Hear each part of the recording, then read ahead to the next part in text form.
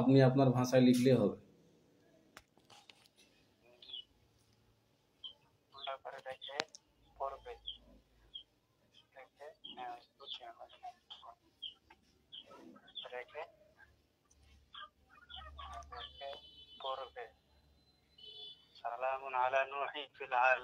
জি জি হজরত, এটা পড়তে থাকবে আর আপনি দম করতে থাকবেন, আর আপনি পড়তে থাকবেন, দম করতে থাকবেন। তাকে বলবেন ঘরের চারদিকে নজর লাগাও, দেখতে পাও কিনা আলো। যদি আলোর ছাটা দেখতে পাই তাহলে আপনি বুঝে যাবেন যে এর অন্তর্চক্ষু খুলে গেছে। তারপরে আপনি কি করবেন, অন্তর্চক্ষু খুলে যাওয়ার পর আপনি মুয়াক্কেল ডাকবেন, আলোটাকে বাড়াবেন, আলোটাকে আপনি বাড়াবেন।